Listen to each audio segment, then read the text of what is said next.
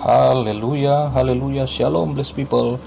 Kiranya berkat dan damai sejahtera Allah menjadi bagian kita sepanjang hari ini. Bersama saya Pendeta Theodorus dari channel Rumah Berkat House of Blessing. Tema kita hari ini adalah godaan dosa itu menarik namun mematikan. Firman Tuhan terambil dari kitab Kejadian pasal 3 ayat yang ke-6. Mari kita baca bersama firman Tuhan.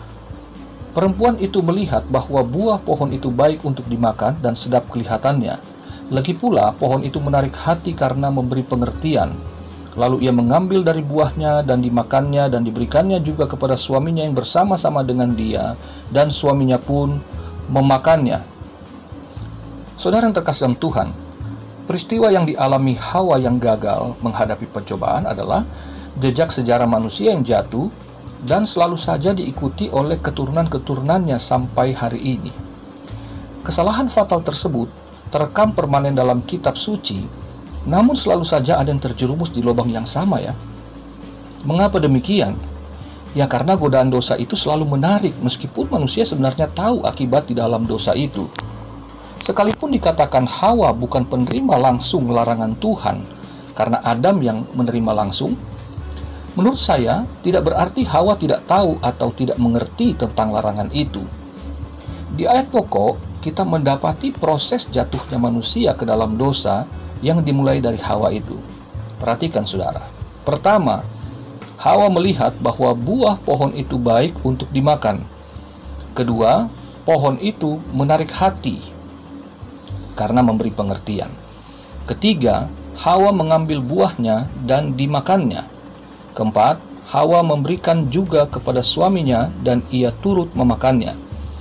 Dengan demikian, proses tersebut adalah Hawa melihat, hatinya tertarik, ia memutuskan untuk bertindak, yaitu mengambil buahnya dan memakannya, lalu kemudian ia melibatkan orang lain, yaitu Adam dalam perbuatan yang sama. Begitulah manusia, kalau sudah jatuh, gak rela sendirian, maunya ajak orang gitu. Nah saudara perhatikan lagi, Hawa melakukan perbuatan terlarang itu dengan dukungan dua faktor. Pertama, faktor eksternal, yaitu Hawa membiarkan ular berbicara dan mempengaruhinya, ayat 1, ayat 4, dan ayat 5. Kedua, faktor internal, yaitu Hawa menanggapi ular dengan jawaban yang salah atas pertanyaan ular tersebut, ayat 2 dan ayat 3. Hawa menjawab keliru karena ia mengurangi dan menambahi perintah dan larangan Tuhan kepada Adam suaminya. Perhatikan ayat 2 saudara. Buah-buahan dalam taman ini boleh kami makan, kata Hawa. Padahal Tuhan berkata dalam Kejadian 2 ayat 16, bukan hanya buah-buahan ini, tapi semua pohon buahnya boleh dimakan. Jadi Hawa dengan sengaja mengurangi dengan hanya mengakui sebagian dari anugerah Tuhan itu. Padahal Tuhan katakan kan semua boleh dimakan kecuali yang satu itu. Jadi saudara, anugerah Tuhan itu bagi manusia adalah semuanya boleh dinikmati dengan bebas kecuali yang satu itu. Berarti ada pengecualian di mana itu dibatasi dengan perintah Tuhan. Nah, ini yang Hawa abaikan, bahwa semua itu dikurangi oleh dia, hanya sebagian. Perhatikan juga ayat yang ketiga. Tetapi tentang buah pohon yang ada di tengah-tengah taman, Allah berfirman, jangan kamu makan ataupun raba buah itu, nanti kamu mati. Padahal di pasal 2:17 Tuhan berfirman, jangan kau makan tanpa ada tambahan ataupun raba. Jadi Hawa menambahkan raba, padahal itu tidak termasuk yang dilarang oleh Tuhan, saudara.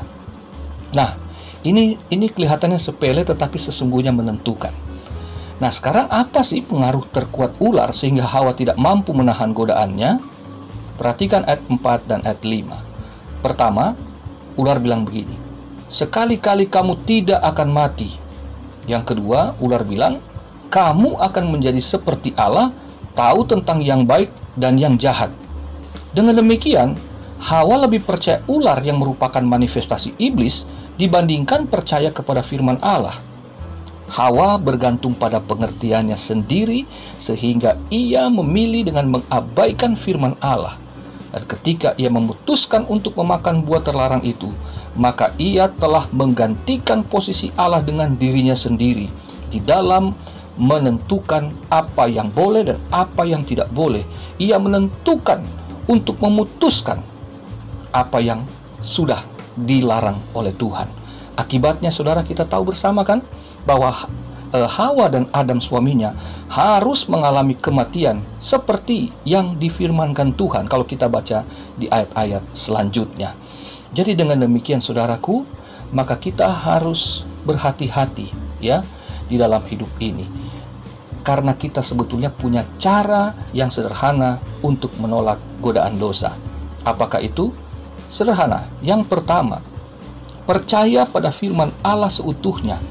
Intinya, jangan ditambah dan jangan dikurang. Apa yang dikatakan dalam Kejadian 2 ayat 16-17 itu sederhana sekali. Maka kita cukup percaya saja apa yang boleh dan apa yang tidak boleh. Sederhana. Yang kedua, memagari hati dan pikiran dengan perintah Tuhan. Di dalam Kejadian 2 ayat 15, Tuhan bukan hanya memerintahkan Adam untuk mengusahakan taman, tapi ia juga wajib memelihara taman itu. Kata memelihara dalam bahasa Ibrani artinya bukan hanya memelihara, tapi juga menjaga, mengawasi, dan satu terjemahan lagi yang jarang dibahas yaitu harus membuat pagar sekeliling taman. Nah sebetulnya saudara, kalau Adam hanya membuat pagar dari kayu misalkan, maka ular tetap bisa lewat. Jadi sebetulnya di sini kalau kita paham, Tuhan sedang memerintahkan Adam dan istrinya tentu si Hawa untuk memagari hati dan pikiran mereka dengan apa yang Tuhan perintahkan di ayat 16 dan ke-17 itu. Lalu saudara, yang ketiga, bersyukur bahwa manusia itu diciptakan serupa dan segambar dengan Allah. Manusia itu ciptaan termulia di antara semua ciptaannya termasuk para malaikat saudaraku. Bahkan dalam Ibrani pasal 1 ayat 14 dikatakan para malaikat itu bertugas diutus oleh Allah untuk melayani orang-orang yang telah ditebus oleh Tuhan Yesus Kristus. Saudaraku, jadi kita tidak perlu menjadi Allah, tidak perlu mengambil posisi Allah. Kita bersyukur apa yang Tuhan telah berikan bagi kita, yaitu keselamatan dalam Kristus. Dan sekarang kita yang tadinya sudah hancur status kita oleh karena dosa Adam dan Hawa ini, maka kita yang percaya pada Kristus, kita sekarang telah diakui sebagai anak-anak Allah. Dan itu berarti posisi yang sangat mulia dan sangat tinggi di alam semesta ini yang harus kita syukuri. Jadi dengan demikian, karena kita anak, marilah kita tunduk dan kita taat kepada Bapa di sorga. Apa yang diperintahkan bagi kita, tentu semua demi kebaikan kita.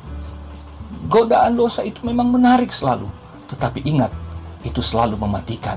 Sebab itu mari kita bersandar pada Tuhan, jangan bersandar pada pengertian sendiri, kata firman. Kita harus benar-benar berpaut kepada Tuhan supaya kita tetap ada di dalam kehidupannya. Saudaraku yang terkasih dalam Tuhan, hari-hari ini kita harus berhati-hati, khususnya para anak muda. Ketika engkau sedang berpikir untuk mencari jodoh, maka seperti firman Tuhan ini, semua, kalau cowok ya, semua cewek dalam dunia ini boleh kau pilih sebagai pasanganmu atau untuk menjadi istrimu. Kalau cewek, semua cowok dalam dunia ini boleh kau pilih dengan bebas. Seluruh dunia ini ada banyak cowok, tetapi yang harus menjadi pasangan atau suamimu adalah yang seiman. Baik laki, baik perempuan, cowok atau cewek, pasangannya ini kita harus ingat pada firman Tuhan. Ya, boleh bebas memilih, tetapi pertama berlainan jenis, tentu bukan yang sejenis. Yang kedua harus seiman. Di perjanjian lama Israel harus dengan yang seiman, di perjanjian baru orang Kristen juga tetap harus yang seiman. Dalam pekerjaan juga demikian. Ada begitu banyak pekerjaan dalam dunia ini. Allah bebaskan, tetapi ingat saudara, semua jenis pekerjaan yang seturut firman Allah itu merupakan anugerah. Tetapi ingat, yang bertentangan dengan firman Allah, misalkan bandar judi, bandar togel, bandar narkoba, bandar minuman keras, PSK, germo, maling, perampok, copet, itu bukan pekerjaan yang dari Tuhan. Kalau kita hari-hari ini setelah COVID, kita masih mau mencari pekerjaan bagi yang sudah kehilangan pekerjaan, berdoa, saya percaya Tuhan akan buka jalan, Tuhan akan pimpin yang terbaik. Karena apa yang Dia rancang tidak pernah jahat adanya, tetapi selalu baik dan bagi masa depan yang cemerlang. Kita harus berpegang pada firman Tuhan, saudaraku. Tuhan akan berikan kita yang terbaik, dan saudara akan bersaksi, sungguh saudara adalah anak-anak Allah yang dikasihi dan diberkati oleh-Nya. Selamat beraktivitas saudara, tetap berdoa, tetap bersyukur, dan tetap bersemangat ya. Sampai jumpa di vlog berikutnya. Tuhan Yesus memberkati saudara. Mari kita satu dalam doa. Ya Bapa di sorga, terima kasih untuk firman-Mu pada hari ini. Kiranya kami anak-anak-Mu Tuhan senantiasa dapat berjalan di dalam terang firman-Mu, karena begitu banyak godaan, begitu banyak Tuhan daya tarik akan dunia ini yang dapat membuat kami sadar nggak sadar akan jatuh ke dalam dosa. Dan kami tahu Tuhan, segala sesuatu yang jahat tidak diperkenan oleh Tuhan.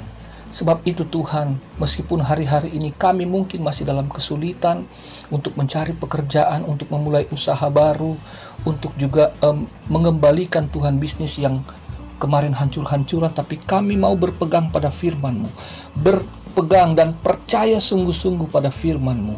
Kami mau memagari hati pikiran kami dengan firman-Mu, dan kami mau senantiasa mengingat bahwa posisi kami sebagai anak-anak Allah tidak akan pernah mungkin dibiarkan oleh Bapa di sorga untuk kami tidak mempunyai masa depan yang tidak jelas.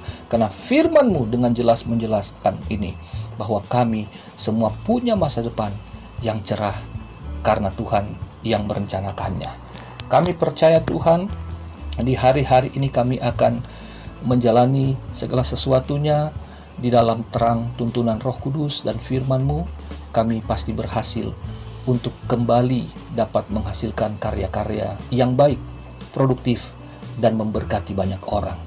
Kami percaya Tuhan juga segala kebutuhan kami Tuhan sudah adakan, Tuhan sudah cukupkan bahkan sebelum kami memintanya.